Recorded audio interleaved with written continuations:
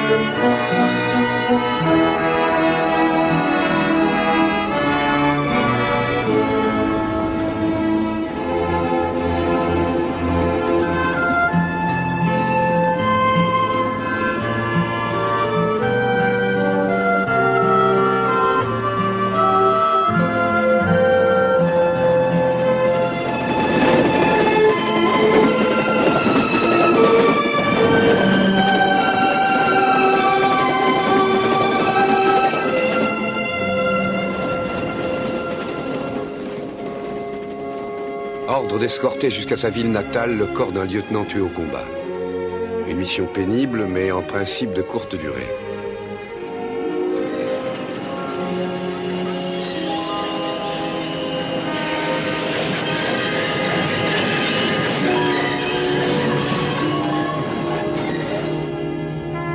Je ne suis pas certain d'être qualifié pour une mission de ce genre. En particulier dans ce cas précis. Je ne connaissais pas cet officier. Je ne pourrais rien faire pour adoucir le chagrin de sa famille, sinon leur dire des banalités.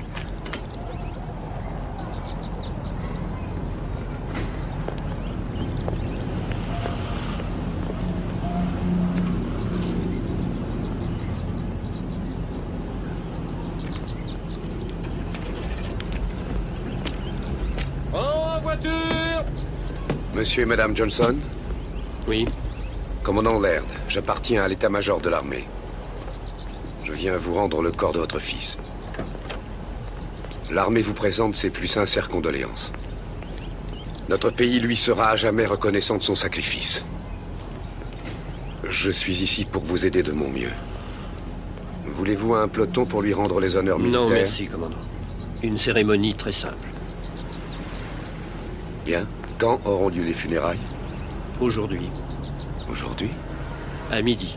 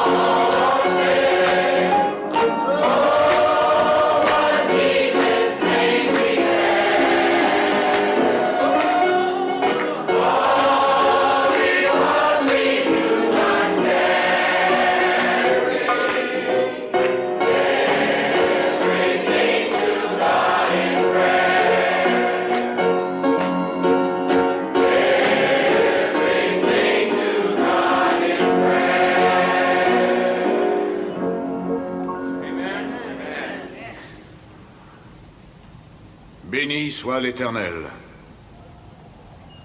Par le pouvoir de la musique, nous sommes capables de faire entendre notre voix en dominant notre chagrin du moment. On a dit beaucoup de bien de Dwight Johnson ce matin. Mais nous savons tous que ce sont les actes, plus que les mots, qui pourront un jour faire changer le monde. Vous savez où a lieu l'inhumation. Vous êtes tous conviés à y assister. Et j'espère que vous y serez. Dwight a été tué à la guerre. Rendons-lui les derniers honneurs, dans un esprit de paix et d'amour. Amen. Les porteurs. Levez-vous, s'il vous plaît. Avancez.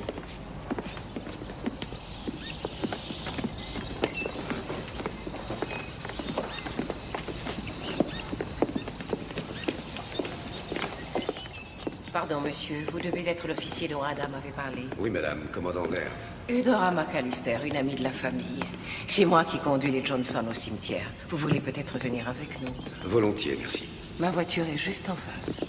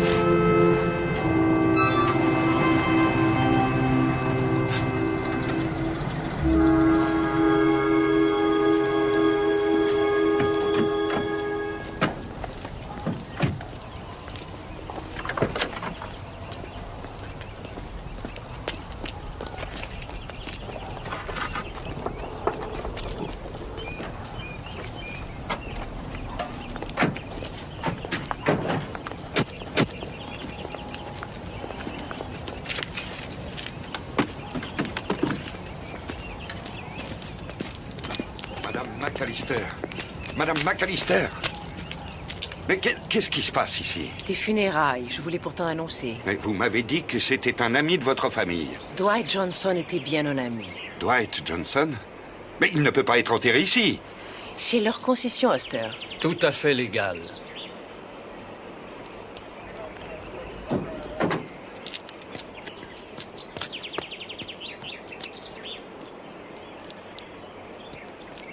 Madame McAllister, on a reçu des coups de téléphone de partout. Est-ce que vous avez donné cette concession à ces gens? Non. On l'a acheté. Tout est en règle. Combien l'avez-vous payé? En vérité, c'est une affaire strictement privée, monsieur Oster. Notre fils s'est sacrifié pour notre pays. Il a le droit d'avoir sa tombe n'importe où. N'importe où, excepté ici. Luther, Ada, vous avez un magnifique cercueil. Pourquoi vous n'enterrez pas Dwight là où est votre famille? Il y serait bien mieux. Mon fils sera mieux où il voulait être et non pas où vous voudriez le mettre. Dwight adorait ce cimetière. Et il adorait cette ville en dépit des mesquineries. Je crois qu'il a bien mérité d'être là. On doit pouvoir arranger ça. Laissez-moi appeler mon chef à l'état-major. On n'a pas besoin des autorités fédérales ici, commandant. C'est une affaire strictement locale. Laissez-moi vous dire quelque chose. Sur le territoire de la commune de Rockville, les inhumations ne sont autorisées qu'aux personnes de race blanche, ou à leurs cendres. Mesdames et messieurs, c'est la loi. Je regrette, mais je dois la faire respecter. Alors reprenez-moi ce cercueil et remettez-le dans le fourgon. Comment pouvez-vous faire une chose pareille à mes amis? Luther et Ada font partie de Rockville autant que vous et moi. Vous avez du culot de parler de notre ville, avec le tort que vous lui faites. Je crois que ça suffit. Vous devriez vous retirer avant que les choses prennent un tour déplaisant. Un tour déplaisant? Comment appelez-vous ce qui se passe? Je suis désolé que cet incident vous tombe dessus par surprise, commandant. Nous avons essayé de l'enterrer directement en informant le moins de gens possible. C'est un problème qui ne sera pas réglé en 1 heure. Combien de temps devez-vous rester? D'ordinaire, pas plus de 3 ou 4 jours. Mais mes ordres sont de rester autant qu'il faudra.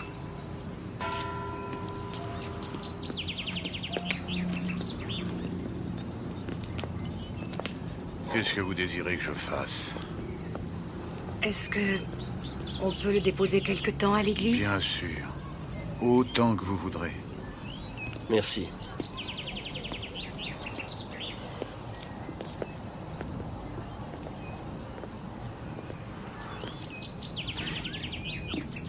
Ah oui, bien sûr, c'est une affaire ennuyeuse, mais c'est la loi. Hein. Et vous allez empêcher de l'enterrer là-bas, alors? Je ne peux pas faire autrement, même si j'en avais envie. J'ai été élu pour ça. Ah, ça... Excusez-moi, chef. J'aimerais vous parler de ce qui s'est passé. J'ai peur qu'il n'y ait pas grand-chose à en dire. Moi, j'ai peur du contraire. Qu'est-ce que vous voulez? D'abord, je veux que vous m'aidiez à faire enterrer le lieutenant Johnson dans ce cimetière. Je regrette. Alors, d'après vous, son corps doit rester sans sépulture? Il y a une place pour Dwight. Vous sortez de la ville et vous marchez un moment. C'est là que les membres de sa famille sont enterrés. Hors de la ville? Je n'y suis pour rien, commandant. Tout ça remonte à bien longtemps avant moi. J'essaie de faire régner la paix ici. C'est une petite ville tranquille, avec des gens tranquilles. J'ai vu grandir Dwight autrefois. Oui, je sais, vous avez probablement raison. Il mérite mieux que ça. Malheureusement, il a été tué avant que cette ville soit prête pour ça. Peut-être que s'il avait vécu plus longtemps. Plus longtemps? Mais on sera bientôt en l'an 2000. Nos écoles sont intégrées, noir et blanc s'y côtoient. Ça ne marche peut-être pas sans de petits accros, mais ils sont ensemble. Mon commandant, j'ai du travail, alors excusez-moi. Au fait, j'ai appelé mon patron à l'état-major. L'armée fera tout pour que les droits du lieutenant Johnson soient respectés. L'armée ferait mieux de prendre des dispositions pour inhumer le lieutenant en question dans un cimetière militaire. Mais il était né chez vous. Ses parents veulent l'enterrer ici. Je suis désolé. Vous pouvez être traduit en justice pour ça. Oui, mais ça prendrait des années. Vous voulez que Luther et Ada attendent des années avant qu'ils reposent en paix? Et vous? Je ne peux rien pour vous. Vous avez essayé, vous avez fait votre devoir. Pourquoi ne pas laisser tomber?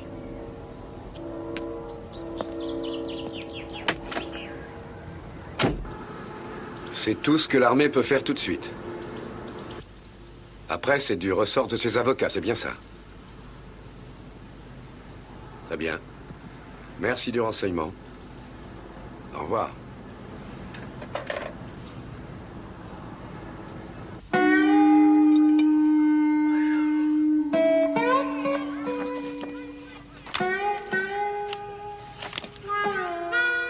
Du lait et du sucre, commandant? Juste un peu de lait, s'il vous plaît.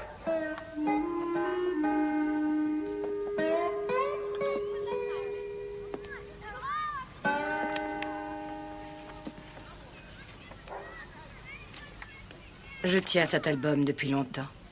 Le petit nous a laissé beaucoup de souvenirs. Vous avez dû être très fier de lui.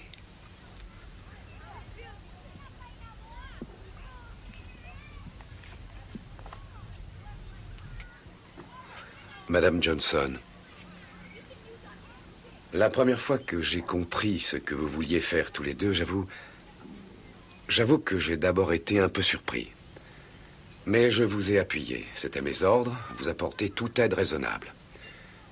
Et je suis toujours ici pour vous aider. Même si mon séjour est plus long que la normale. Mais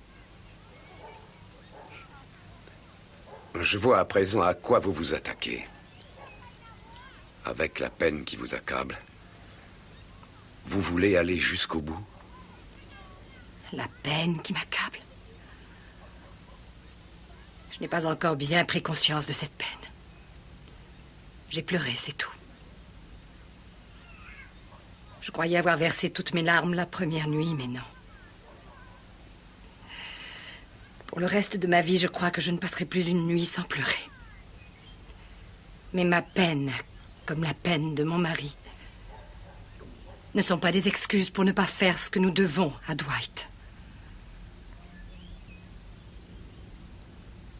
Vous avez dit que vous n'aviez pas d'enfant? Non, madame. Pas encore. Je vous souhaite d'en avoir. C'est une bénédiction. Un sourire du bon Dieu. Certaines femmes semblent être faites pour ce genre de choses, mais pas moi. Toute sa vie, mon pauvre Dwight a réussi à me surprendre. Il a marché très tôt, et il a parlé très tôt aussi. Plus tard, il était fort en tout. Premier dans toutes les matières. Mon mari et moi, on est allés à l'école, mais on n'a jamais pu obtenir des notes comme ça. Il était vraiment exceptionnel. Vous savez, quelquefois, on parlait de lui et on essayait de deviner d'où il pouvait bien tenir des dons comme les siens. Quelle arrière-grand-mère ou grand-père aurait pu avoir un esprit pareil? Et quand vous avez un enfant aussi extraordinaire, il vous semble quelquefois que vous ne pouvez pas être son père ou sa mère et vous avez l'impression d'avoir reçu un cadeau. Un message que vous n'êtes pas vous-même en état de bien comprendre.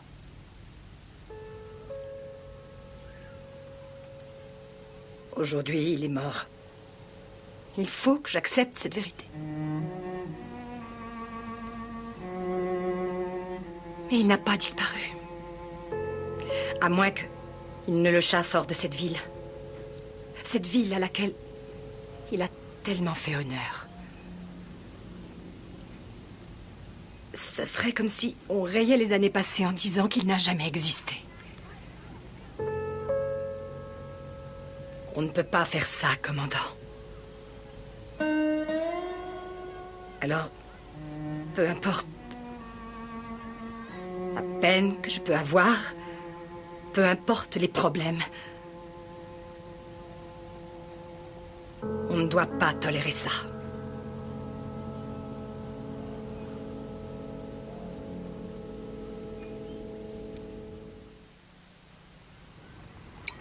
Vous avez lu cet éditorial, Joe?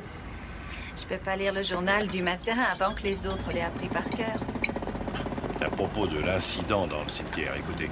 Une femme blanche qui possédait une concession dans le cimetière en a fait cadeau à Luther Johnson et à sa famille. À votre avis, qui ça peut être? J'essaie même pas de deviner. Leur donnant ainsi un faux espoir de pouvoir enterrer leur fils en cet endroit. Faux, ça c'est vrai. Vous désirez autre chose? Non, merci. Où est-ce que je peux trouver un journal? Ceux qui déclenchent des affaires pareilles méritent ce qui va leur arriver. Oui, et quoi donc? Quoi? Bah, qu'est-ce qui va leur arriver? Vous défendez cette stupidité, Henry? Ah non, non, mais je ne la critique pas. La seule façon d'avoir ce qu'on veut, c'est d'essayer de le prendre.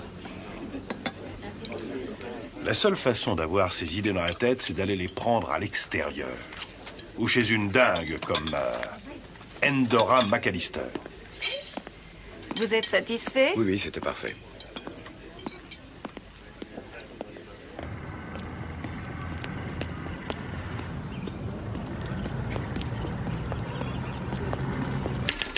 Comment pouvez-vous dire que j'utilise le cercueil de ce garçon comme un ballon pour marquer un but? Je dis les choses comme je les pense, c'est tout. Sam, nous nous connaissons depuis plus de 50 ans. Vous savez que je ne fais pas de politique. Je ne fais partie d'aucun groupement, d'aucune sorte. Oui, je sais, la seule organisation à laquelle vous appartenez, c'est celle des utopistes un peu dingues. Vous pourriez en être présidente. C'est de l'utopie que de vouloir aider ses amis. Aider ses amis? Ou s'en servir pour prendre un avantage? Écoutez, j'ai longtemps hésité avant de leur offrir cette concession au cimetière, parce que je savais comment les gens comme vous le prendraient. Je dois le prendre comme ça. C'est mon métier à moi que d'ouvrir à mes lecteurs certaines perspectives. Vous vous rappelez comment étaient les États du Sud il y a 20 ans? Vous vous rappelez ces émeutes, cette violence, ces chiens lâchés par la police, ces petites filles brûlées vives dans une église? Ça ne s'est pas passé ici. On a traversé ça sans catastrophe. sans catastrophe. Vous trouvez que ce n'est pas une catastrophe si un homme comme Dwight Johnson ne peut pas être inhumé au cimetière? Mon Dieu, Andorra, vous mesurez le monde avec l'étalon de la perfection. Mais pas moi. Je le mesure à l'étalon de la violence et du chaos. Et c'est toute la différence. Mais si vous n'aimez pas la façon dont je fais mon métier, créez votre propre journal. Vous serez probablement extraordinaire. Je n'ai aucune envie de faire votre métier. Je ne veux même plus lire un journal pour le moment. En particulier le vôtre. Vous annulerez mon abonnement. Encore? C'est curieux. Vous avez changé. Je me rappelle le jeune Sam Jennings, un idéaliste. Oui, je m'en souviens. Ça remonte à longtemps, Andorra.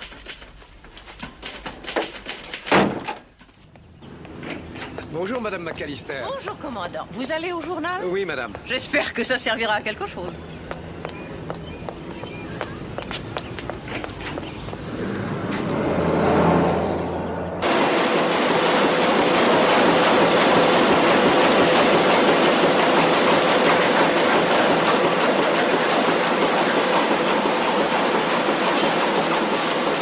Il y a un officier qui vous demande.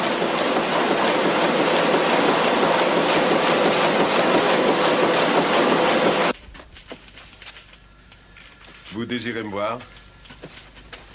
Je suis Sam Jennings. Commandant Kendall Laird. Je suis envoyé par l'état-major de l'armée pour aider les Johnson à enterrer leur fils. Les Johnson. Je suppose que vous venez me dire ce que vous pensez. Asseyez-vous, commandant. Je vous écoute. C'est une dure matinée pour moi. J'ai vu Madame McAllister qui sortait de chez vous. Elle paraissait assez furieuse. Oui. Je suppose qu'elle était très mécontente à cause de votre éditorial de ce matin. Sans aucune raison, je n'avais pas mentionné son nom. C'est inutile dans une ville de cette taille. Andorra et moi, on se connaît depuis toujours, commandant. Et pendant toutes ces années, on a eu des petits différends. Les uns publics, les autres privés. Mais je dois dire qu'elle les a surmontés sans difficulté. Je ne m'inquiète pas pour elle, mais pour les Johnson. C'est honnête envers eux? Ce n'est pas une question d'honnêteté. C'est une question d'époque, de moment et Monsieur Jennings, nous sommes en 1972. L'intégration est la loi depuis plus de 15 ans. C'est peut-être bien la loi pour les écoles et pour les fontaines publiques, mais nous parlons pour l'instant d'un cimetière où nous enterrons nos familles. Et c'est un domaine personnel qui ne regarde que nous. Et les Johnson, ça n'est pas personnel pour eux et leur fils? Ils méritent mieux que ça. Eh bien, peut-être que oui. Mais j'espère que vous ne laisserez pas cet incident vous donner de notre ville une idée fausse. Écoutez, Monsieur Jennings, je vois que vous vous intéressez beaucoup à cette ville. Permettez-moi une question. Quelle image vous vient à l'esprit si je mentionne devant vous le nom d'une autre ville, Little Rock, dans l'Arkansas? Vous revoyez, n'est-ce pas, cette photo d'une petite fille noire qui serre ses livres d'école sous son bras, protégée par des soldats armés pour aller à l'école intégrée pour sa première classe. Vous ne voulez pas que Rockville passe à la postérité de la même manière? Non, bien sûr que non. Mais c'est... Alors, si vous ne voulez pas un scandale avec intervention de la Cour suprême, vous allez, dans votre prochain numéro, publier un autre article sur Dwight Johnson. Ces hommes l'ont fait proposer pour une médaille, pour les avoir sauvés. Est-ce que c'était des Blancs? Pour la plupart, oui, des Blancs. Ça peut vous faire une bonne histoire, non? Si c'est une histoire, oui. Si c'est un sermon, non. Vous pouvez m'amener ces hommes? Moi? C'est vous le journaliste, Monsieur Jennings, pas moi. Ne vous inquiétez pas pour moi, commandant. Donnez-moi un peu de précision, des choses prouvées, et je vous écrirai votre article. C'est vrai? Bien sûr. Et je le publierai immédiatement.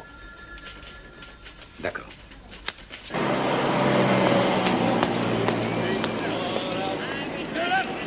Je ne sais pas, mon colonel. Ma mission semblait au départ une mission de routine, mais elle s'est avérée très compliquée. Avec une situation un peu particulière. Je voudrais aider cette famille, mais en fait, je ne sais pas trop comment. Je n'ai aucune règle qui puisse me guider. Quelle est votre impression sur la ville? Je ne sais pas exactement. Il semble que la population se partage. Il y a un journal local et son propriétaire m'a dit qu'il pouvait rassembler les témoignages des hommes de Johnson et les publier. Ah. Votre action ne serait pas mêlée à la controverse? Non, mon colonel. L'armée fera ce qu'elle doit faire. Mais nous devons penser au bien de la communauté. Après tout, Rockville n'est pas bien loin d'ici. J'en suis très conscient, mon colonel, mais les Johnson semblent décidés à ne pas faiblir. Bon, je vous conseille d'être prudent. Oui, mon colonel. Alors rappelez-moi. Oui, mon colonel.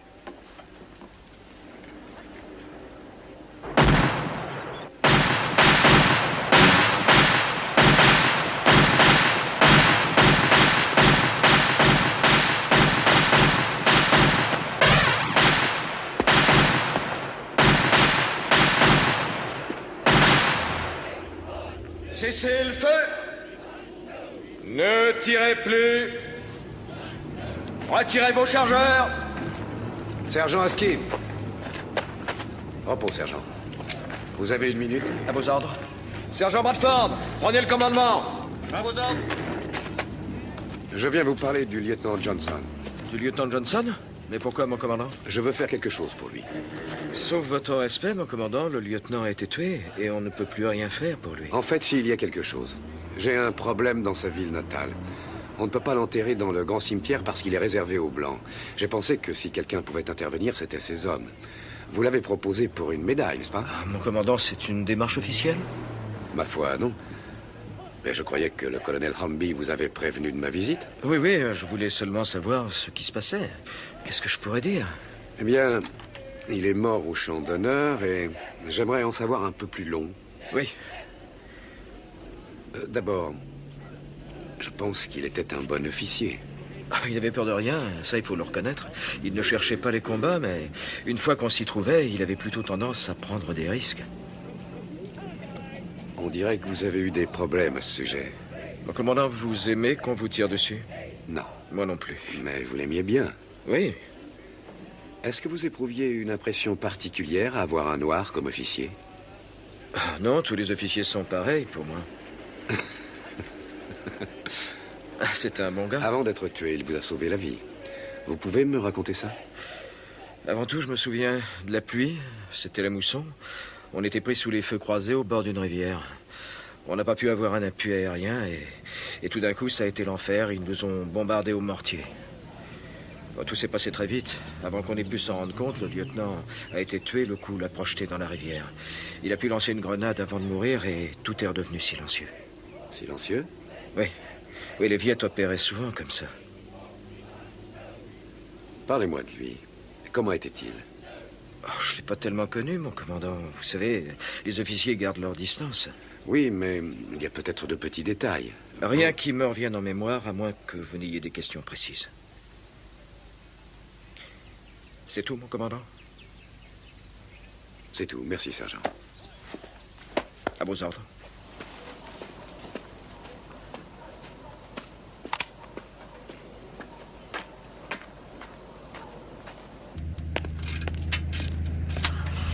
Vous êtes le sergent Douglas? Oui, mon commandant. Vous voulez venir par ici, s'il vous plaît?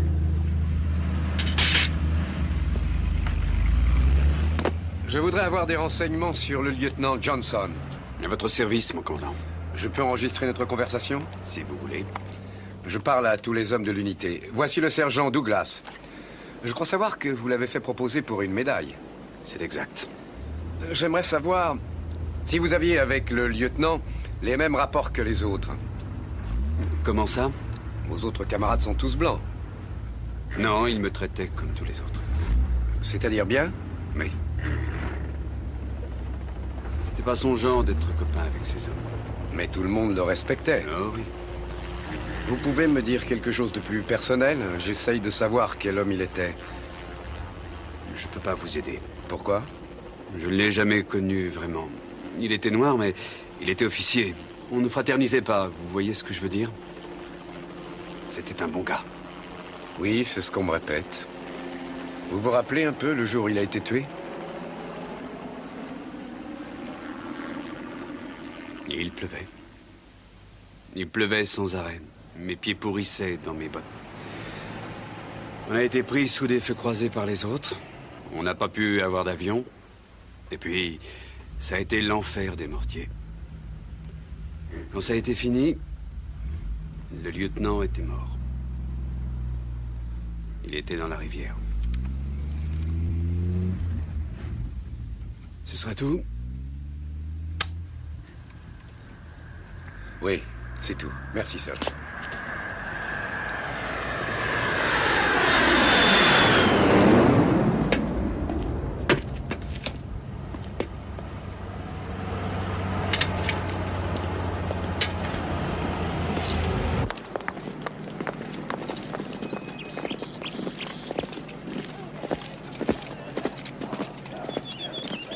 Le sergent-chef Porter. Prenez par là et sur votre droite, mon commandant.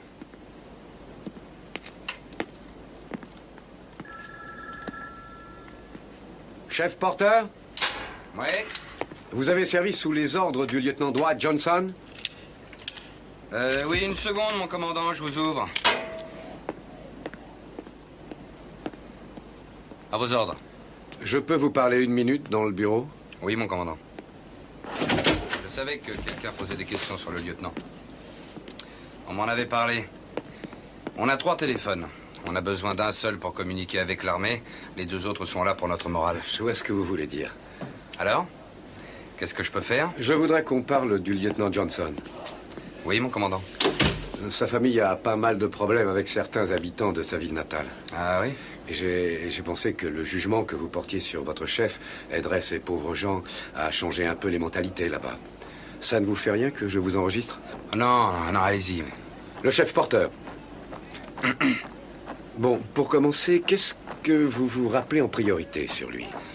Eh bien, il essayait de maintenir un peu plus de discipline, même au front, que la plupart des officiers. Question de formation, je suppose. Et qu'est-ce que vous en pensiez? Ben, c'était pour notre bien. Il était super. Un très bon gars. Qu'est-ce que vous avez dit? Un très bon gars. Vous avez été navré par sa mort? J'étais navré chaque fois qu'un copain était tué. J'ai ressenti la même chose pour le lieutenant. Ce jour-là, dites-moi ce qu'il a fait pour sauver votre unité. On était coincés sous le feu croisé de l'ennemi et on ne savait pas comment en sortir. Tout était trempé. Et il pleuvait depuis plus de 15 jours.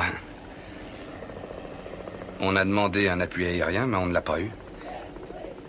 Et alors, brusquement, ça nous est tombé dessus. De quoi parlez-vous? Ça a été l'enfer.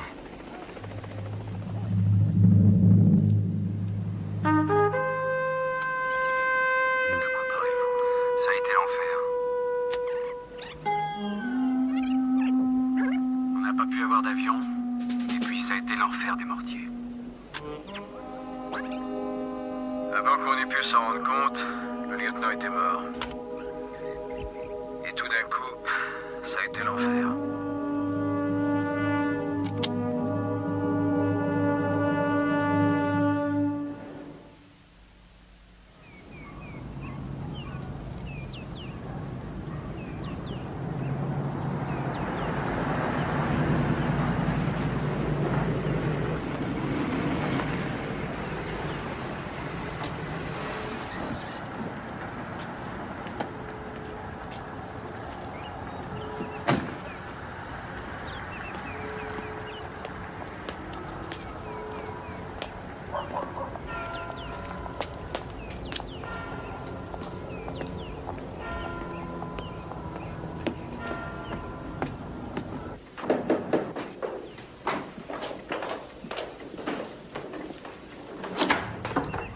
Je suis chez Madame McAllister?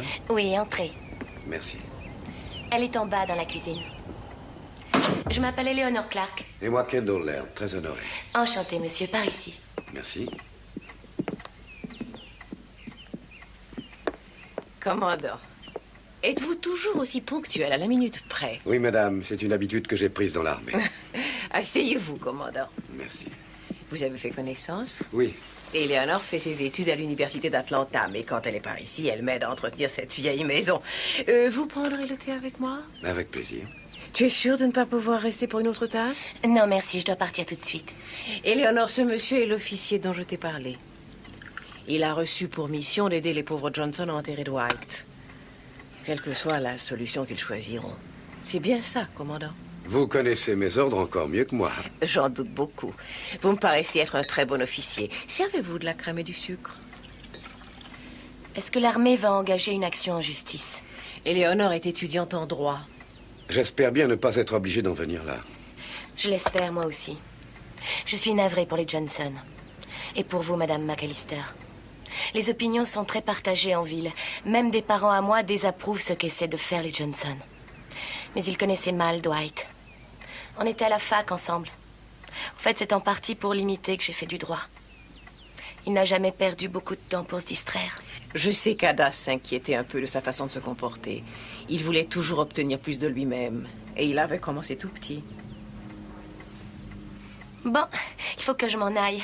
Ça ne vous ennuie pas si je prends votre voiture? Seigneur, non. Mais vérifie le niveau d'huile. Elle recommence à en consommer des quantités. Un de ces jours, je vais me plonger dans le moteur et trouver quel est le problème. À bientôt, commandant. Je l'espère, Éléonore. Alors, vous connaissez les Johnson depuis longtemps? Oh oui, depuis très longtemps même. Ada avait une mère sage-femme et c'est elle qui a vu naître mon seul enfant. Nos familles sont liées dans la vie comme dans la mort. Mon fils, Auburn, a été tué au Vietnam dans les premiers jours. Et Ada a été un grand réconfort pour moi alors. Ça a dû être une épreuve terrible pour vous. Un grand prédicateur a dit un jour, soyons courageux, puisque tout le monde doit livrer un jour une dure bataille. Et pas toujours sur le champ de bataille. Alors, pourquoi vouliez-vous me voir aussi vite, commandant? Je m'inquiète pour les Johnson. Quand vous leur avez donné cette concession, vous saviez que ça allait créer une cassure dans la ville? Je l'ai fait pour mettre fin à une cassure. Mais ça allait plus loin qu'un principe. C'était une affaire personnelle. Et si vous aviez connu Dwight, vous comprendriez ce que je veux dire. Il était vraiment exceptionnel. Oui, c'est bien ce que j'entends dire par tout le monde. Mais il n'avait pas de défaut du tout. Oh, si, il pouvait être difficile. Et exigeant, mais surtout pour lui-même. Mais il rayonnait. Tout le monde le voyait. En fait, rien n'était irréalisable pour Dwight. Tout entrait dans ses possibilités. Quand il avait 8 ans, il est allé à la bibliothèque pour emprunter un bouquin. Mais la préposée n'a pas voulu lui donner parce qu'il était noir. Alors il lui a dit qu'il attendrait, jusqu'à ce qu'elle ait changé d'avis. Et il l'a fait, il a attendu. Il est resté toute la journée à attendre, debout, devant le bureau. La pauvre femme, à la fin de la journée, elle était au bord de la crise de nerfs. Je crois que si elle avait été plus jeune, elle l'aurait jeté dehors à coups de pied. Mais l'heure de la fermeture approchait, il était toujours là. Et quand l'horloge a marqué 5 heures, elle s'est avouée vaincue et elle lui a donné le bouquin. Oui, si ça n'avait pas été pour le pauvre Dwight, je pense que je n'aurais probablement jamais donné ma concession. Mais mon Dieu, si on ne rompait pas la tradition pour un garçon comme lui, on devrait peut-être attendre encore 30 ans pour en trouver un qu'il vaille. Et bien sûr, Ada et Luther ne vont pas lâcher prise.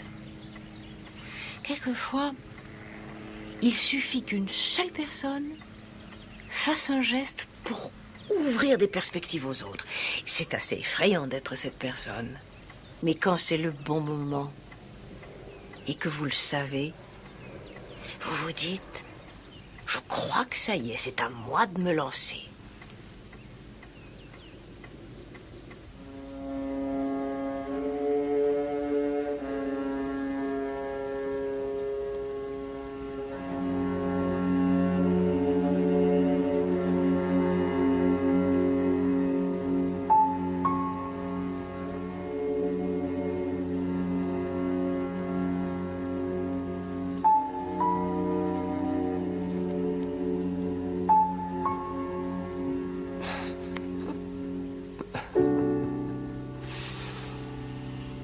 Quoi donc? Je viens de me rappeler le jour où il avait grimpé en haut du clocher et qu'il était resté coincé. Tu te souviens de ça? Il avait grimpé, mais il ne pouvait plus redescendre. Il avait peur parce qu'il savait bien qu'il n'avait rien à faire là-haut. Le Bedeau est venu sonner les cloches pour les vêpres.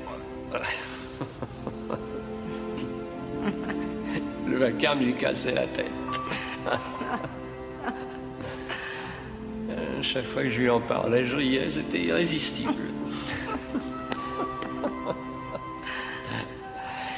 Comme je l'aimais.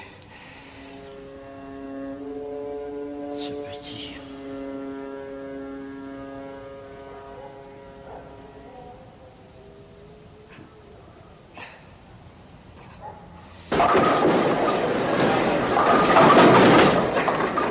Sergent Oliver? Mon commandant? Voilà, beaucoup. Vous faites ça chaque fois? Repos, repos. J'ai l'impression que vous attendiez à me voir. Mon commandant, je ne suis que militaire, je n'ai pas les mêmes droits qu'un civil, mais avant de commencer, j'aimerais connaître mes droits. Et pourquoi pensez-vous avoir besoin de les connaître? Mon commandant, sauf votre respect, je refuse de dire un mot tant que je ne les connais pas. Je ne fais pas une enquête officielle. J'aimerais seulement vous parler personnellement du lieutenant Johnson. Je suppose que vous allez me poser des questions. Oui, c'est ça. Mon commandant, est-ce que je peux disposer? Vous ne voulez pas parler du lieutenant avec moi? Non, mon commandant. Je peux savoir pourquoi? Avec tout le respect que je vous dois, je voudrais avoir un avocat avant de vous répondre.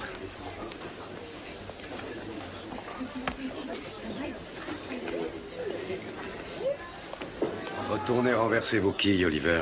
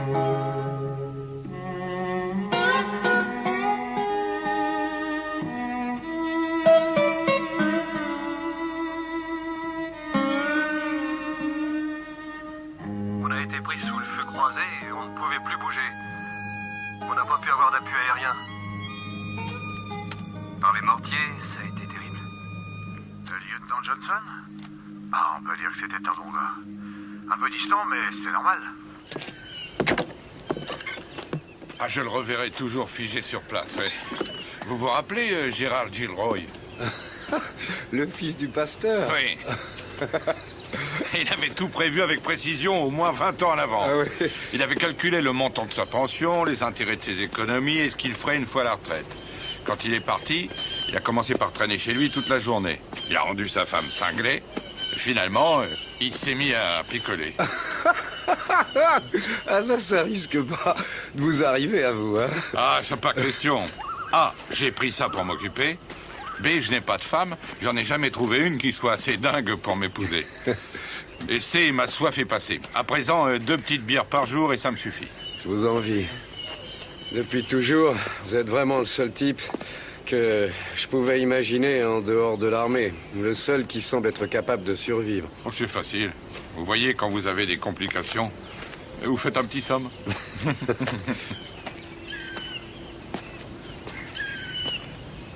Et si vous ne pouvez pas dormir? Alors vous allez en parler à un vieux débris.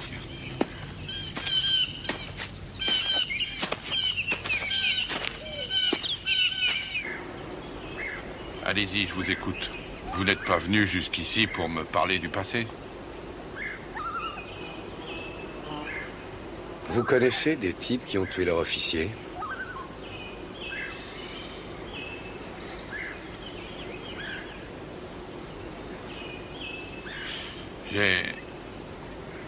J'ai entendu des types prétendre l'avoir fait.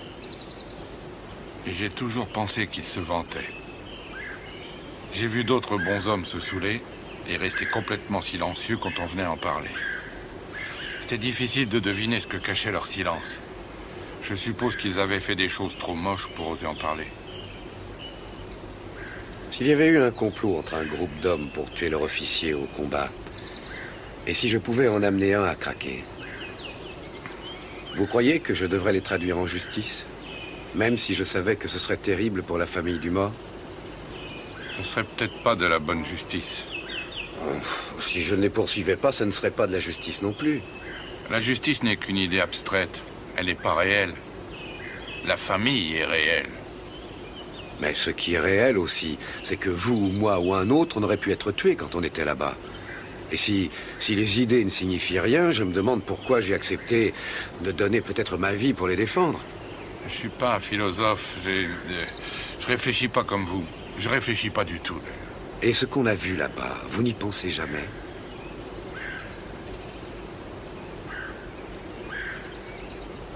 J'essaie de pas y penser. C'est pas mon genre. Vous me demandez mon impression sur cette guerre pourrie? Je l'ai détestée. J'ai pas eu à réfléchir ni à me poser des questions. C'est venu tout seul. Mais vous suiviez les ordres? Oui, je suivais les ordres.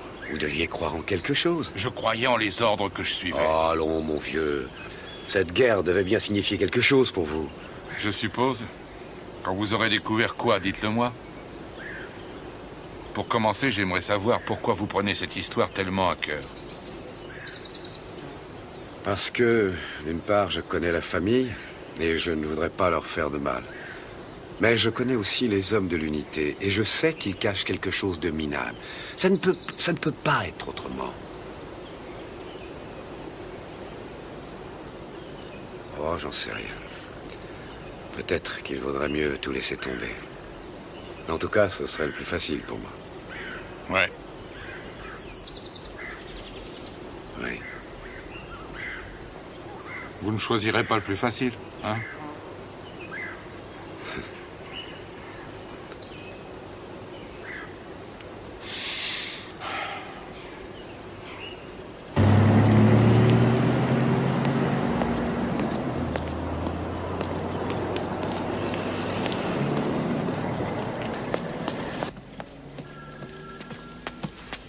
Commandant Laird. Asseyez-vous, commandant. Merci, mon général. Vous vouliez me voir? Oui, mon général. Je suis en mission spéciale. J'ai été envoyé pour assister la famille du lieutenant Dwight Johnson. Et je suis tombé sur quelque chose d'inattendu. Et quoi donc? J'ai pu parler avec certains de ces hommes qui sont affectés ici, et je crois avoir mis le doigt sur une espèce de complot. Et quel genre de complot, commandant? Quand j'ai demandé à quelques hommes qui avaient été sous ses ordres de me décrire le combat où il a été tué, ils ont curieusement employé les mêmes expressions clés, comme s'ils les avaient répétées d'avance. Ils ont paru nerveux parce que j'enregistrais leurs déclarations et l'un d'entre eux a refusé de répondre sans la présence d'un avocat. Commandant, vous suggérez que le lieutenant Johnson a été tué par ses propres hommes? Ils l'ont fait proposer pour une médaille. Ça n'aurait pas le moindre sens. C'est le genre de choses absolument impossible à prouver. Vous le comprenez? Oui, mon général. Et vous avez pensé aussi à l'effet sur la famille? Ce serait très pénible. Oui, mon général, j'y ai pensé. Ce serait une catastrophe. Le lieutenant Johnson était noir et ses hommes étaient en majorité blancs. La couleur ne compte pas dans l'armée, commandant. Théoriquement. Gardons cette histoire confidentielle pour l'instant. Si vous trouviez quelque chose de précis, je ferai faire une enquête officielle. Oui, mon général, je m'en... Moi aussi, commandant. Oui, moi aussi. Je veux un rapport là-dessus dans les 3 jours. Oui, mon général. Merci, mon général.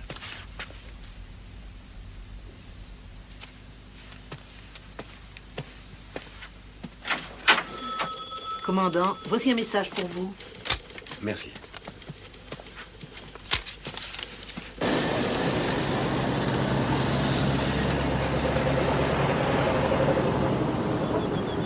Sam Jennings, s'il vous plaît. Bonjour, Sam. Alors, qu'est-ce qui arrive? Quoi? Ils ont fait ça aujourd'hui? Ils ont acheté le cimetière au conseil municipal pour qu'il devienne une propriété privée. De cette façon, la loi d'intégration ne s'applique plus à lui. C'est un coup d'austère. Il a réuni quelques amis, ils ont réussi à faire leur petite combine avant même que la ville ait pu savoir ce qui se passait. Encore une de leurs manigances, et elles ne sont pas bonnes. Ils essayent tout pour maintenir le statu quo.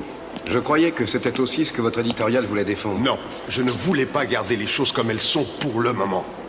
Je voulais seulement dire que notre ville n'était pas encore prête pour un changement de cette importance aujourd'hui même.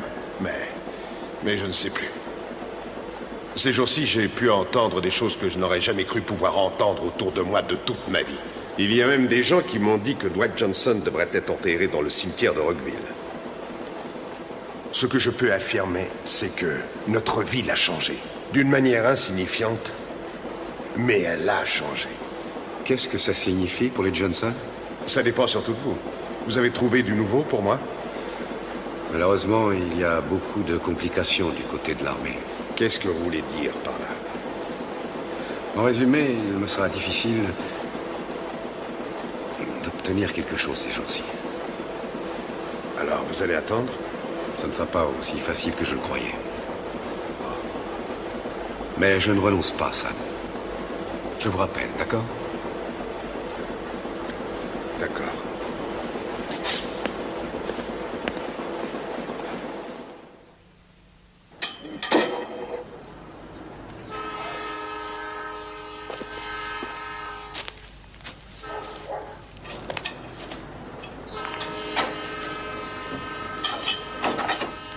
Bonjour, Monsieur Johnson. Bonjour, commandant. Comment ça va? Oh, on fait aller. Alors, vous allez travailler? Pas exactement. Ah bon, mais pourquoi? Voyez-vous, un homme m'a téléphoné la semaine dernière pour que je refasse son garage. J'y suis passé ce matin pour prendre des mesures et il m'a dit que c'était annulé. Ça a un rapport avec le problème du cimetière, hein? Bon, j'en sais rien. Il habite à 2 minutes d'ici. Vous croyez que vous perdrez d'autres travaux? Si Dwight était enterré là où ils veulent, est-ce que le travail reviendrait? Ça ne vous met pas en colère? Moi, ça me fait bouillir. D'où êtes-vous, commandant? Du Wisconsin. Je suppose que ça vous fait bouillir parce que vous venez de le découvrir. Ada et moi, on s'y attendait depuis le premier jour. Oui, c'est vrai, on a pensé tout de suite à toutes les petites saletés qui allaient se passer. On s'est décidé quand même. On a payé 15 $ à Madame McAllister pour la concession. Elle a dit que c'était le prix qu'elle avait payé quand elle l'avait acheté. On avait l'impression de payer pour acheter notre liberté, comme au temps de l'esclavage. Tenez, regardez. Voyez ces traces par terre? Notre Dwight avait un panier de basket accroché là. Et il s'entraînait à lancer la balle pendant des heures. L'armée nous a appris qu'il était mort, que son corps avait disparu. Ça a été comme si le monde s'écroulait. Oui, absolument. Je suis venu m'asseoir et j'ai regardé là. Je le voyais devant moi.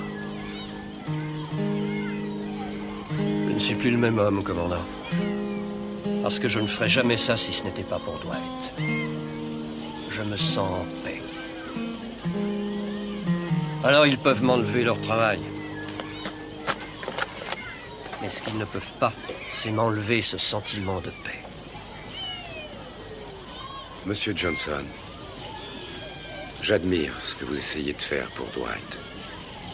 Mais avant que je mette en route les moyens de l'armée, je dois vous demander si des funérailles officielles dans un cimetière militaire ne vous sembleraient pas une solution acceptable. Ce serait plus simple? Cette décision vous appartient. Mes ordres sont de vous aider au maximum pour essayer de réaliser vos désirs, mais je dois être bien certain de ce que vous voulez avant de m'engager à fond. Vous me jugez un peu fou de me bagarrer pour ça, hein? Non. Je vous comprends. Parfois, je pense que je suis fou. Mais je me rappelle certaines de ces lettres. Et je ne me trouve plus fou. La plupart de ces lettres étaient pleines d'humour. Ouais. Il le faisait exprès. Il voulait nous rassurer. Il était comme ça. Il voulait toujours protéger sa famille. Et sa dernière lettre au commandant. Ah oui, cette dernière lettre. Peut-être que vous devriez la lire. Steal away,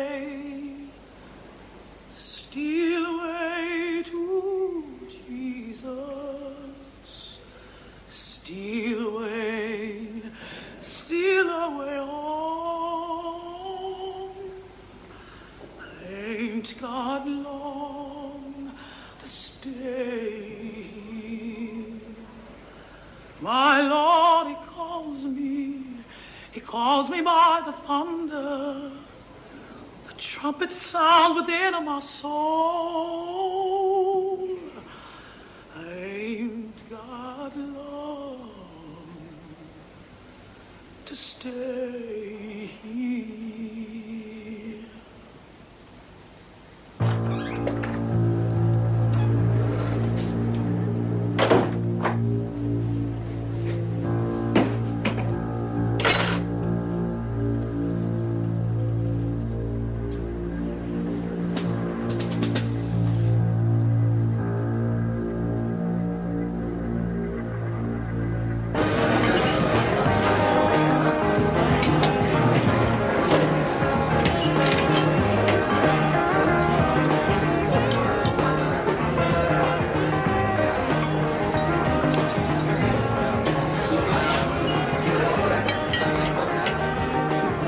Bonsoir, Douglas. Qu'est-ce que vous me voulez? Vous parlez. On a déjà parlé. J'aimerais encore vous parler. Non, je refuse, mon commandant, sauf si je reçois l'ordre.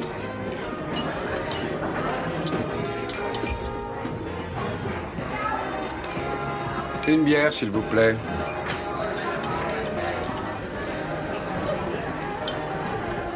Je sais que vous êtes un bon soldat, Douglas. Plus pour très longtemps, à présent. J'ai presque fini. 2 mois et je quitte l'armée. Vos notes sont excellentes. Je sais ce que je veux, mon commandant, alors pas de... Vous avez montré du courage, vous êtes le meilleur parce que... C'est trop tard, je ne marche plus. Ma vie est courte et moi je veux en profiter. Je m'en vais. Je veux seulement enterrer un mort, Douglas. C'est tout? Vraiment?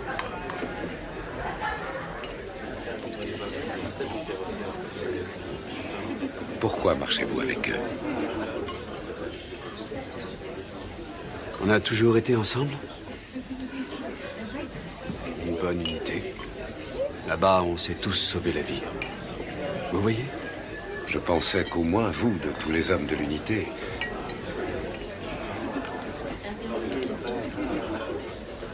Où irez-vous en quittant l'armée? Vous êtes de Chicago, n'est-ce pas? Votre famille est là-bas? Vous aimeriez qu'on vous dise où vous pouvez ou où vous ne pouvez pas enterrer votre mère? Ou votre frère? Répondez-moi, Douglas. Pourquoi? Vous n'avez pas entendu ce que j'ai dit? Le lieutenant Johnson a été tué de face? Ou dans le dos?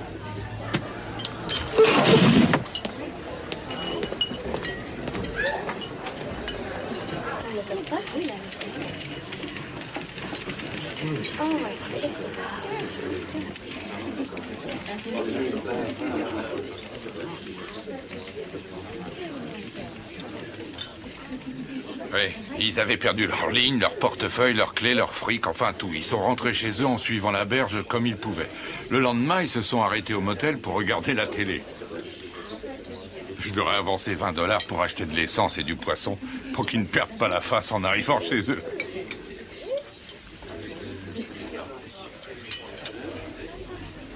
Alors? Et votre affaire, ça avance? Quelle partie de l'affaire? Un procès au civil pour ségrégation raciale d'un côté et peut-être un meurtre mystérieux de l'autre. Sans issue rapide de toute manière. Qu'est-ce que vous allez faire? J'en sais rien. Mais j'ai peur de ce qui peut se passer si un de mes types finit par prendre le mort aux dents. Vous êtes un inquiet, vous avez toujours prévu le pire. Oh, n'oubliez pas ce que Mulroney nous répétait. Peu de choses sont importantes et rien au monde n'est très important. C'est vrai, excepté la bouffe, le scotch et les blonds. Après quoi, on l'a renvoyé chez lui avec un ulcère et une perforation à l'estomac. Malheureusement, les deux choses sont importantes. Très importantes. Pour pas mal de gens, moi inclus, oui. Quand on est dans l'armée, on passe son temps à bouger, à voir de nouveaux bonshommes. On boit quelques bières et on repart ailleurs. Mais il y a certains visages qu'on ne peut pas oublier. Dwight Johnson semble avoir été comme ça pour moi. Et je ne sais pas pourquoi je n'ai jamais vu ce pauvre type. Peut-être que pour vous, il est le type à l'autre bout de la scie. Qu'est-ce que ça veut dire? Quand je travaillais comme bûcheron, je pensais que le meilleur compagnon à avoir à l'autre bout d'un passe-partout, c'était mon contraire absolu. Comme mon image dans la glace. Parce que quand il tirait, je poussais et vice-versa. Alors vous pensez qu'il est mon contraire? Vous m'avez dit qu'il prenait des risques. Et qu'il ne s'occupait pas de l'opinion des autres. Vous êtes un bon soldat, mon commandant. Très courageux. Mais vous essayez toujours de faire avancer le bateau sans provoquer de remous.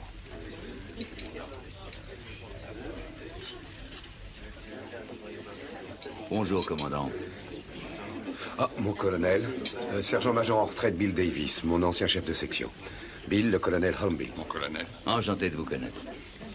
Alors, commandant, est-ce que votre mission spéciale avance un peu? Elle avance, mon colonel. Bon. Et le général Howard m'a appelé pour m'en parler plusieurs fois. On ne peut pas le faire attendre. Je comprends, mon colonel. Bien. Bon appétit. Merci, mon colonel. Drôle de gars.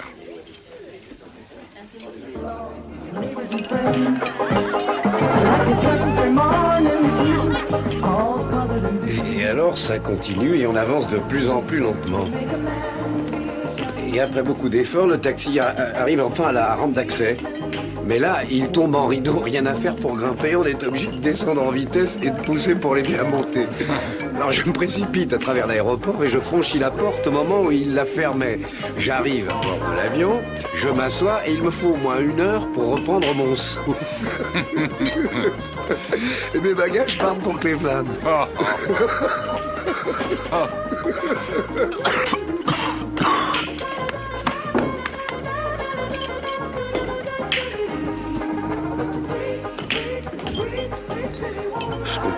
Je comprends pas ce qui m'arrive. Je croyais qu'après 20 ans de service, on ne se posait plus de questions. Dites, pourquoi vous ne prendriez pas 2 jours de repos? Vous viendriez pêcher à la ligne avec moi, avec ou sans hameçon, à votre choix? Ah oui, peut-être, un de ces jours. Pourquoi pas? Vous avez épuisé vos jours de permission? Non, j'ai jamais été porté sur les vacances. C'était même un problème entre Jenny et moi. Nos vacances ratées sont devenues finalement un des motifs de notre divorce. Vous aviez essayé de l'éviter? Oh oui, 8 ans. J'arrive à peine à croire que j'étais marié avec elle.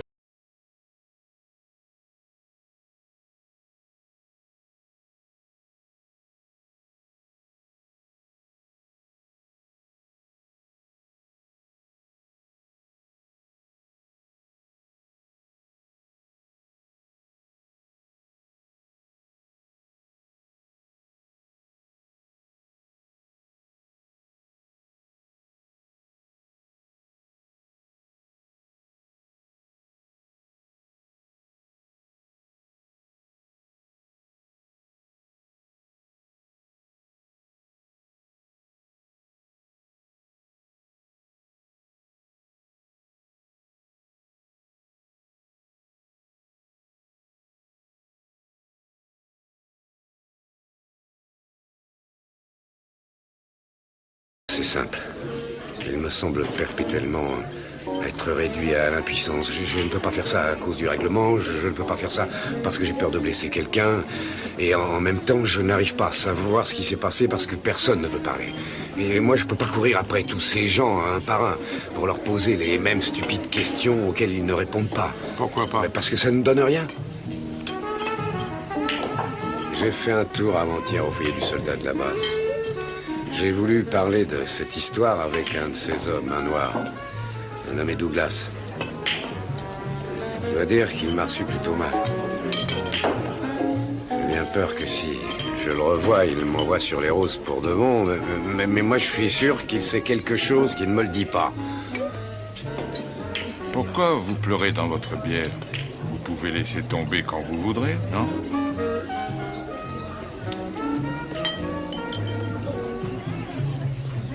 Vous connaissez votre problème? Vous faites enfin quelque chose qui vous passionne.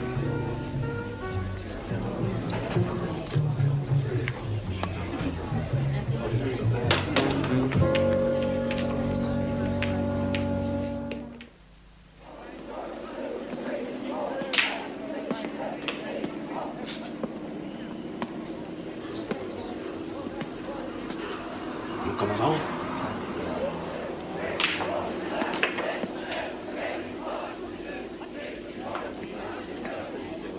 Encore vous? Mais pourquoi vous continuez à me harceler? Laissez-moi partir. J'ai rien à vous dire. Cette histoire ne vous lâchera pas, ni moi non plus. Écoutez, Douglas, je suis désolé de vous avoir un peu bousculé. Excusez-moi, mais il s'est passé une sale histoire. Si on accepte de l'étouffer en ne disant rien, elle va pourrir et pourrir et pourrir jusqu'à ce qu'elle explose. Alors dites-moi ce que vous savez. J'en ai assez. J'ai fait ce que je devais faire là-bas, mais laissez-moi vous dire ce que c'était pour un noir. J'ai donné mon sang pour un blanc qui avait été blessé. Et pendant qu'on pompait mon sang pour ce gars, il a repris assez conscience pour voir qu'on lui transfusait mon sang. Et il s'est mis à crier au Toubi d'arrêter la transfusion. Et quand le Toubi lui a dit qu'il allait mourir si on lui transfusait pas mon sang, cette espèce d'ordure, il a crié qu'il aimait mieux crever que de vivre grâce à du sang noir. Le lieutenant Johnson n'était pas seul. J'aurais cru que ça vous pousserait à l'aider un peu plus. Vous croyez que je faisais encore partie de l'armée? Mais non. C'était comme si j'étais déjà parti. Pourquoi ça vous empêcherait de faire rendre justice à Dwight Johnson? J'ai appris depuis longtemps que le but du jeu c'était de survivre, que c'était ça le plus important. Il faut y penser à tout moment. Je suis désolé pour le lieutenant et pour tous les gars qui ont été tués. Je suis désolé de me réveiller en sueur même s'il fait froid. Je suis désolé de vous avoir parlé. Douglas, je sais qu'il s'est passé une sale histoire. Vous savez rien. Vous n'étiez pas dans ce trou pourri. Vous n'étiez pas là quand Bayer et Johnson ont été touchés. Bayer? Qui est Bayer? Vous ne trouvez pas trace dans tous vos dossiers d'un type nommé Bayer? Comme je vous l'ai dit, mon commandant, les hommes changeaient souvent d'unité. En fait, on aura du mal à reconstituer tous les mouvements. Si votre gars a appartenu à cette unité, il n'y a que 3 possibilités. Il est chez lui, à l'hôpital ou au cimetière. Si vous y tenez, je vais essayer de vous le trouver. Oui, j'y tiens.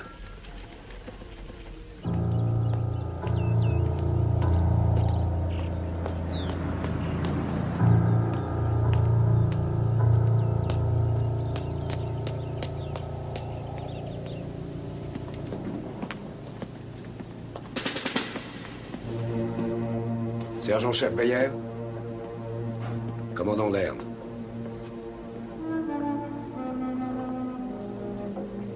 Comment ça va? Comment ça a l'air d'aller? Pas très bien.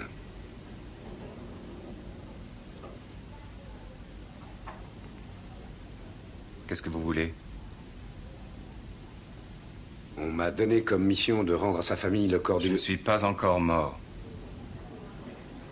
J'ai pour mission de rendre à sa famille le corps du lieutenant Dwight Johnson. Allez-vous-en. Pourquoi?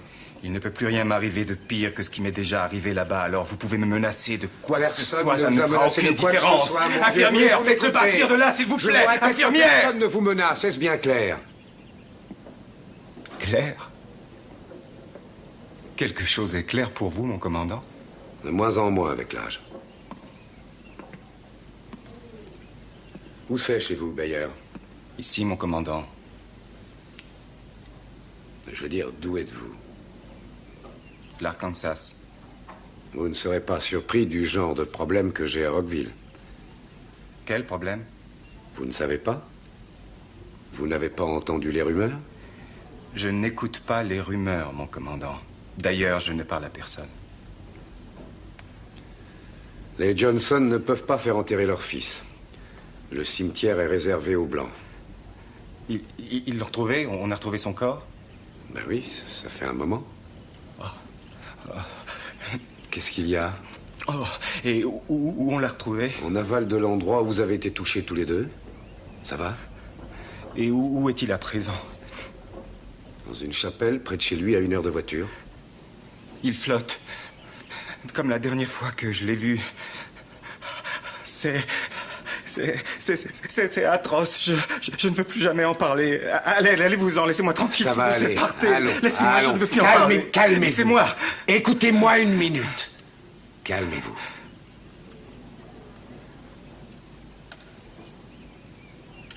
J'étais là-bas, moi aussi. Je sais ce que c'est. Il y a des souvenirs affreux qu'on ne peut pas oublier. Mais pour nous, au moins, c'est fini. Nous sommes revenus. Le lieutenant Johnson a été tué. Et il se bat encore. J'essaye de l'aider et je compte sur vous. J'ai raccompagné le corps d'un héros pour le rendre à sa famille. Et ses parents ne peuvent pas enterrer leur fils unique. Au début, il était seulement un cercueil pour moi. Mais à présent, je connais l'homme.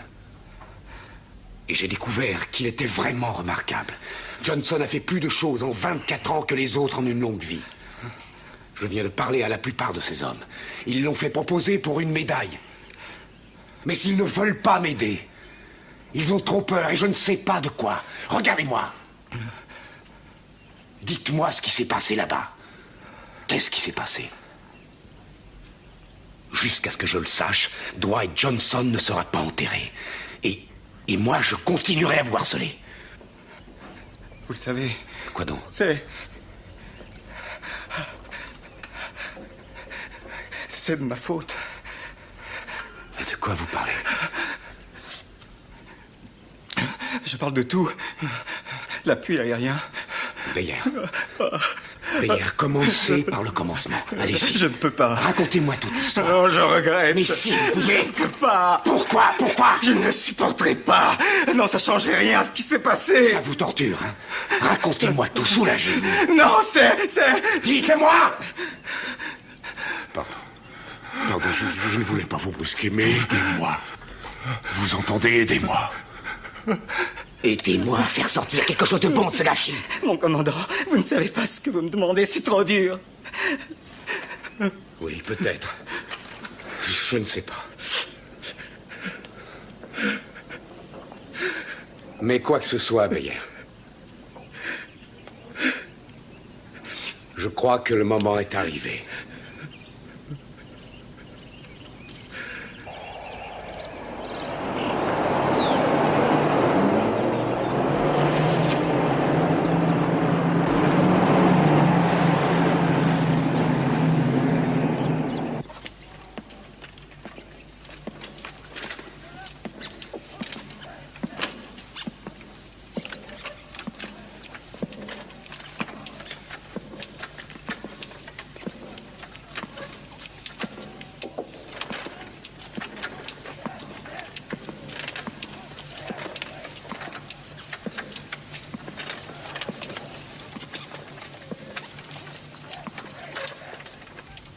Messieurs. Mon commandant? Votre camarade Bayer a refusé de me rencontrer tout seul. Ce qu'il a à me dire, il voulait me le dire devant vous.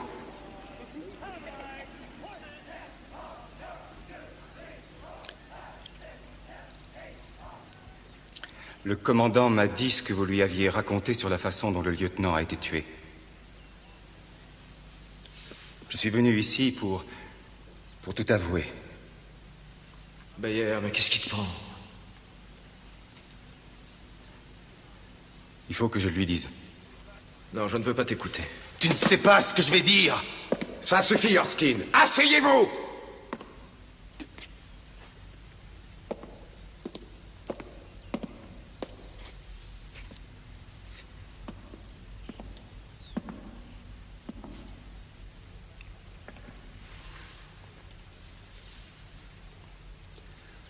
On vous écoute, Beyer. Partez du commencement. Mon commandant, environ 10 jours avant que le lieutenant soit tué, notre unité a été envoyée en patrouille de reconnaissance lointaine dans le nord de Chulai. Alors on a avancé, en se crevant les yeux pour essayer d'apercevoir les autres, comme un tireur à l'affût qui guette un vol de perdreaux. On est monté jusqu'au sommet d'une montagne, ou plutôt d'une colline, et on pouvait voir la vallée. Les autres étaient là. Ils transportaient des munitions. N'oublie pas l'idée géniale du lieutenant, Beyer.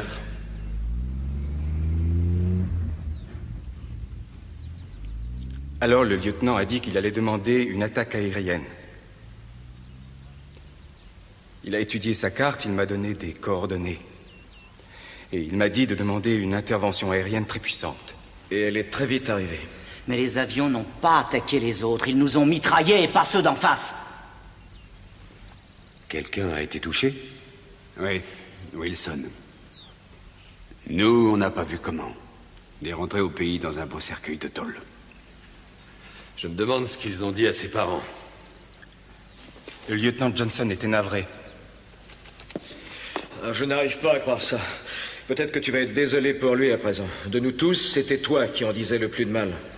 C'est toi qui l'avais baptisé Super Sabre, c'est pas moi. Rappelle-toi, c'est toi. Je te dis que c'est toi. Reconnais-le. C'est vrai, tu lui tapais dessus sans arrêt. Toi, t'aimes pas les noirs. Je n'ai jamais blagué sur la couleur de sa peau. T'as jamais dit de bien du lieutenant, à moins d'y être obligé. Parce qu'il était entré à West Point et pas toi. Tu veux la boucler, Wayera. Personne ne t'a demandé de parler de ça. Qu'est-ce qui se passe? Ça va! Il y avait de la tension raciale dans l'unité?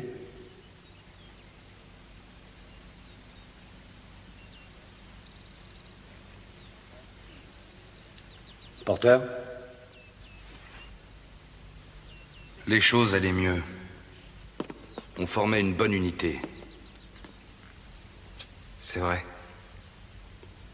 C'était la seule chose qui pouvait nous remonter un peu. Wilson était notre premier copain tué. On avait tous eu de la chance jusqu'à ce jour-là.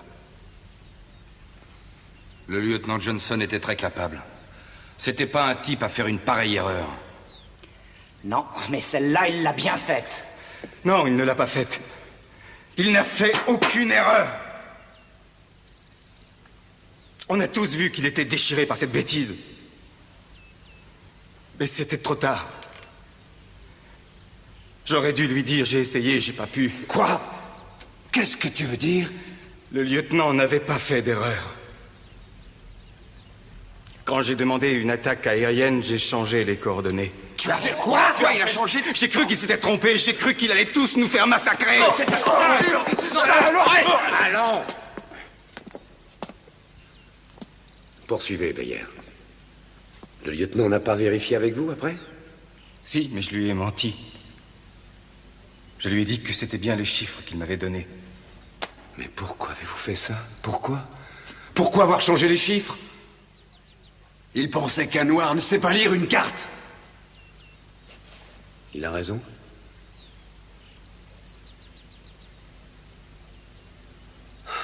Alors? Beyer était responsable de l'attaque de votre unité par notre propre aviation. Et le lieutenant croyait que c'était sa faute à lui. Et vous le pensiez tous, vous aussi. Très bien. Continuons. Qu'est-ce qui s'est passé? Quand ça a été l'enfer? Erskine?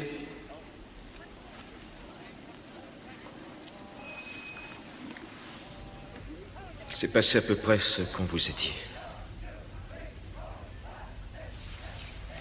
Sauf qu'on vous en a caché une partie. Quelle partie? Eh bien, le lieutenant Johnson pensait avoir repéré d'où partaient les obus de mortier. Il a pris un lance-grenade à un des hommes et il a crié « Allons-y ». Et il est parti le premier. Bon, et après ça? Meyer a été le seul copain qui l'ait suivi. Le lieutenant et lui ont été touchés tout de suite. Mais avant de mourir, le lieutenant a pointé son lance-grenade en direction du mortier et il a fait feu. Et il l'a eu?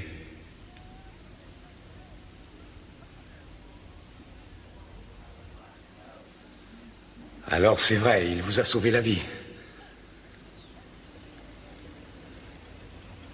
Mais pourquoi vous ne l'aviez pas suivi? Je n'en sais rien. Oliver, et vous?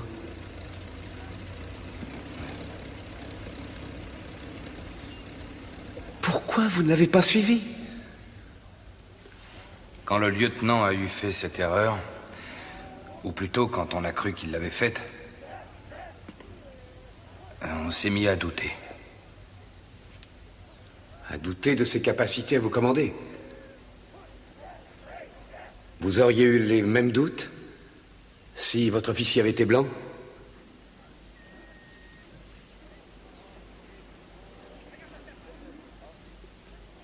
Douglas, qu'est-ce que vous en pensez? J'ai pas suivi le lieutenant parce que je n'y comprenais rien. Il me semblait plus être le même homme.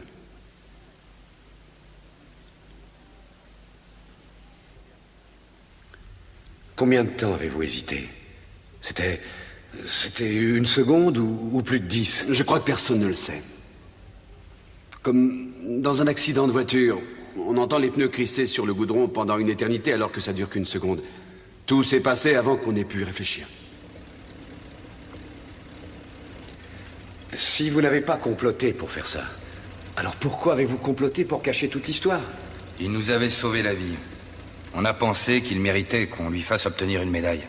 Oliver était le seul à être contre. Il disait que si on le proposait pour une médaille, on devrait expliquer pourquoi on ne l'avait pas suivi à l'attaque.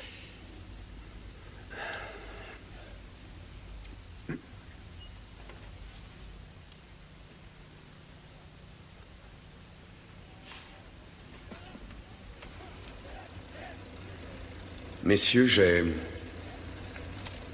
voudrais vous lire quelque chose. C'est la dernière lettre que le lieutenant Johnson ait envoyée. Je suppose qu'il l'a écrite à peu près une semaine avant sa mort. Mes chers parents, j'ai une minute de libre et j'en profite pour envoyer ce mot. Les choses ne vont pas tellement bien. Nous avons eu notre premier tué et toute l'unité en a été très émue, y compris moi. C'est une terrible responsabilité que de prendre des décisions qui mettent en péril la vie des autres. Je veille sur mes hommes autant que je le peux. Leurs vies sont entre mes mains et mes mains ne doivent pas trembler. Ils croient en leur pays et ils ont accepté de risquer de mourir ici pour lui. Mon travail, c'est de les garder en vie. Et ça n'est pas facile. Quelquefois, je me sens profondément troublé. Et à chaque instant, je me demande, est-ce que je fais ce que je devrais faire? Mais ne vous inquiétez pas. Je surmonterai cette crise de doute. Vous me manquez, je vous embrasse, votre fils Dwight.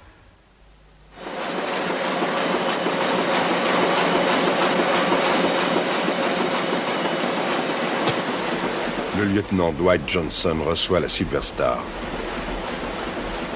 Le retour d'un héros.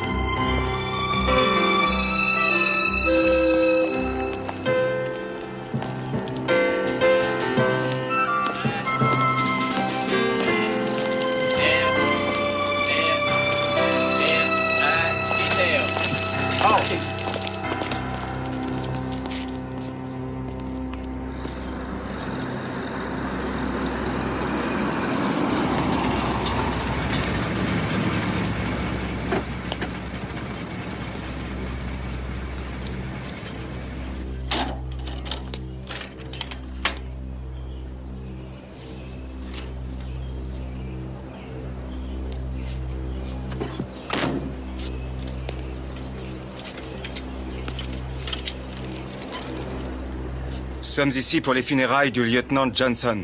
Je regrette, vous ne devez pas venir ici pour ça. Monsieur Oster, cette concession nous appartient. Nous l'enterrerons dans notre propriété. On vous la paiera une fortune. Elle n'est pas à vendre. Ce cimetière est à présent la propriété privée d'une société tout à fait légale. Son règlement comporte une restriction raciale et vous ne pouvez pas enterrer ce garçon ici.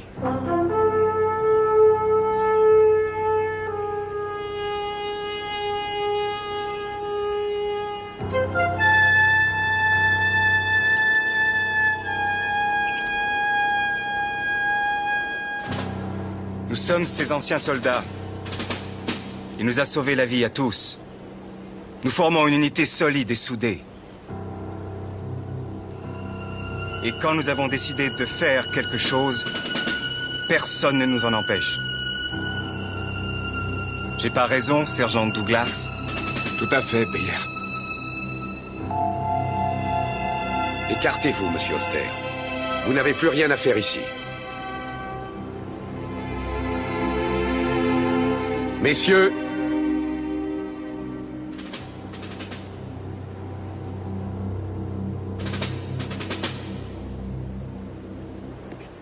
en avant, marche, gauche, gauche, gauche, gauche.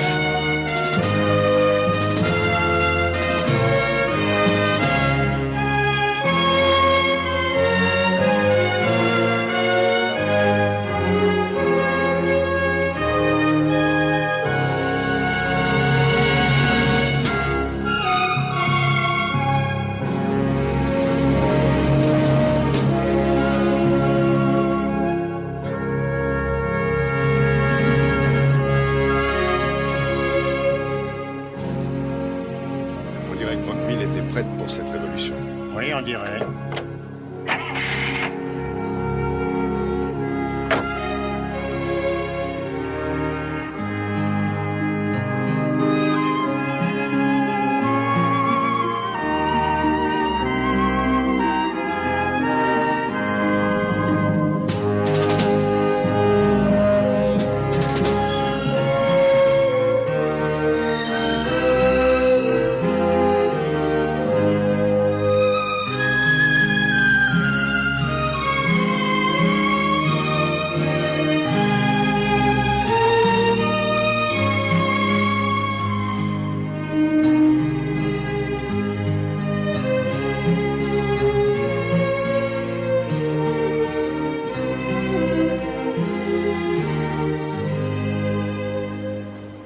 Il a fallu beaucoup de persévérance pour ensevelir ici notre frère. Mais grâce à la bénédiction du Seigneur, les problèmes ont fini par se résoudre. Le lieutenant Dwight Johnson se trouve enfin ici, où il le souhaitait. Il a donné sa vie pour son pays. Qu'il repose dans la paix du Seigneur, jusqu'à la résurrection qui nous attend tous. Amen.